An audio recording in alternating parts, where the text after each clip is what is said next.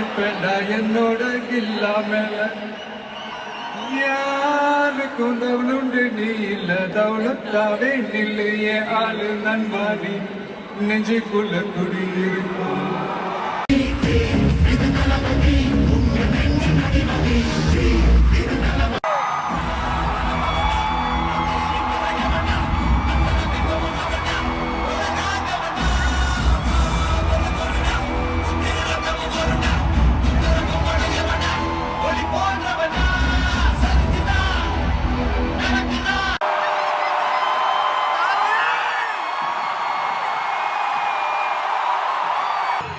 என் நெஞ்சில் குடியிருக்கும்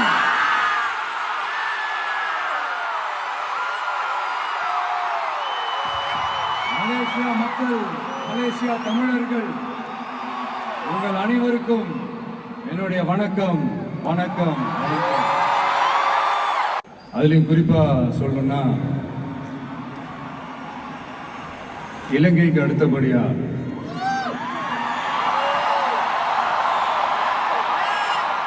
அதிகமான தமிழர்கள் வாழ்ற ஊர்னா நம்ம மலேசியான்னு சொல்லலாம்.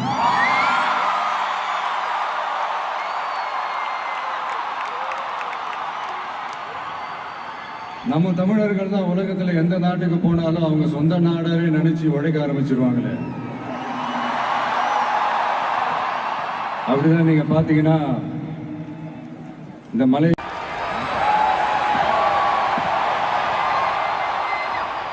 அப்படின்னு நிறைய பேர் சொல்லி கேள்விப்படும் போது உண்மையிலே ரொம்ப சந்தோஷமா தான். இங்க இருக்கிற முருகன் கோயிலுக்கு மலையாக்காரங்க காவடி எடுத்துட்டு போறாங்க. இங்க இருக்கிற சைனாக்காரங்க ரொம்ப அழகா தமிழ் பேசுறாங்க. அப்படி நம்மளுடைய தமிழ, நம்ம மொழிய, நம்ம கலாச்சாரத்தை, நம்ம பண்பாட்டை இன்னும் உயிரோட வச்சிருக்கிற நம்ம மலேசியா தமிழர்களுக்கு இந்த நேரத்தில் என்னுடைய நன்றியை தெரிவிச்சுக்கிறேன். அது மட்டும் இல்ல, இத்தனை வருஷமா நீங்க தமிழ் சினிமாவுக்கு கொடுத்திருக்கிற அந்த ஆதரவு கொஞ்சம் நெஞ்ச ஆதரவு இல்லைங்க, மிகப்பெரிய ஆதரவு. இந்த ஓவர்சீஸ் பிசினஸ்ல எல்லாம் நிறைய நாடுகள் இருக்கு. அதுல ரொம்ப முக்கியமான மார்க்கெட் இந்த மலேசியா மார்க்கெட்னு சொல்லுவாங்க.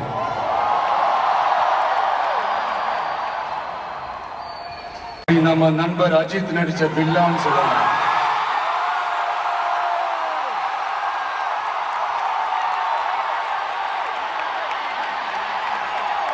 இன்னும் நிறைய படங்கள் இருக்கு.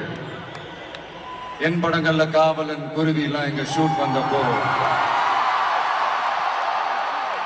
ரொம்பவே சப்போர்ட்டிவா இருந்திருக்கிறீங்க. யாதும் ஊரே யாவரும் கேள்வின்னா அது நீங்க தாங்க. அப்படிப்பட்ட இந்த மலேசியால இந்த ஜனநாயகன் படத்தினுடைய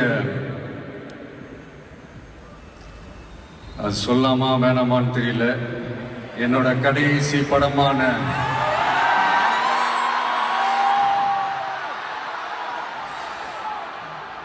I know it's a little painful, right?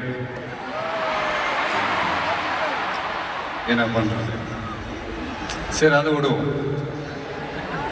இந்த ஜனநாயகன் படத்தினுடைய இந்த ஆடியோ லான்ச் அணியோட கான்சர்ட்லயும் சேர்ந்து நடக்கிறது உண்மையிலே ரொம்ப பெருமையா இருக்கு. இந்த மலேசியா கவர்மெண்ட்டுக்கும் இந்த நேரத்தில் என்னுடைய நன்றியை தெரிவிச்சு.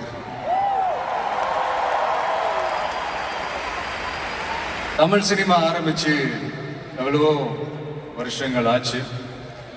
அவ்வளவு வருஷங்கள்ல நம்ம தமிழ் மக்களுடைய அந்த சந்தோஷத்துல, துக்கத்துல, கொண்டாட்டத்துல, குடும்பத்துல, ஆன்மீகத்துல, உழைப்புல, அரசியல்னு சொல்லி எல்லாத்துலயுமே நம்ம தமிழ் சினிமா அப்படியே கலந்து ஊறி போய் இருக்கு. அப்படிப்பட்ட இந்த தமிழ் சினிமாவில் நானும் ஒரு சின்னதா ஒரு புள்ளியா இருந்திருக்கேன் நினைச்சு பார்க்கும்போது உண்மையிலேயே சந்தோஷமா தான், ப்ரௌடா தான் ஃபீல் பண்றேன். சினிமா விட்டு ஏன் போறீங்க அப்படின்ட்டு நிறைய பேர் கேட்குறாங்க.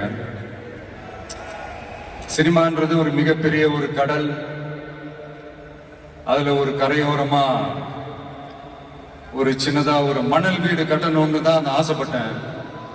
பட் அதே ஒரு மாளிகையா மாத்தி தந்தது நீங்க எல்லாரும் தான், என் ரசிகர்களாகிய நீங்க எல்லாரும் தான்.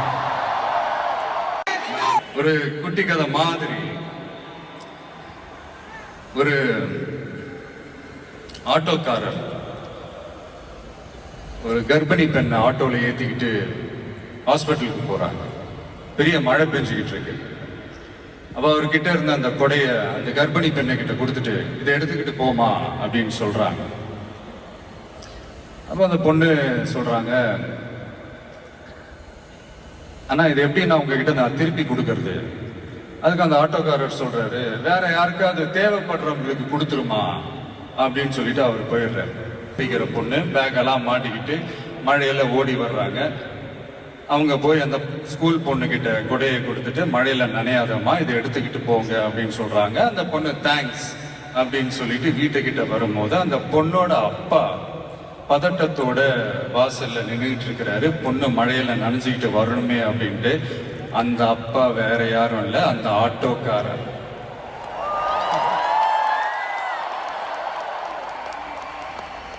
அந்த குடை அவர் கொடுத்த குடை. So the moral of the story is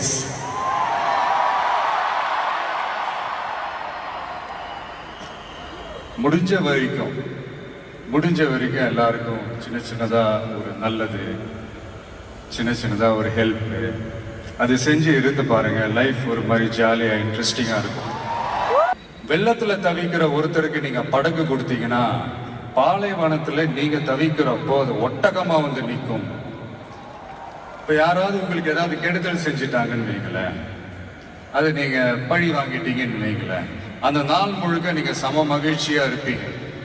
எப்படி பார்த்தல எப்படி பழி வாங்கினேன். ஆனா அதே மனுஷனை மன்னிச்சு விட்டு பாருங்க, வாழ்நாள் முழுக்க நிம்மதியா இருப்பீங்க.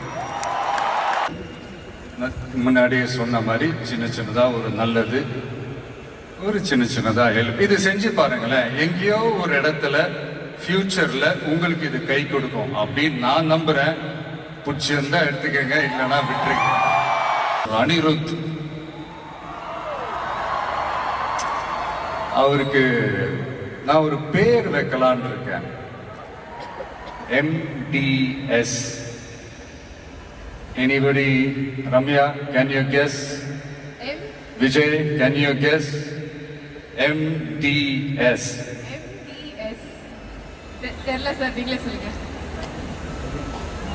Musical departmental store. இதே தான் நான் சொன்னேன், சார் உங்களுக்கே தெரியாம உங்க 2 படத்தை நாங்க சுட்டுட்டோம் சார் அப்படின்ட்டு. அவர் அப்படியே ரிச் மூவி அப்படின்னாரு. ஐயோ நம்மளே வாய் கொடுத்து மாட்டிக்கிட்டு இருக்கோம்.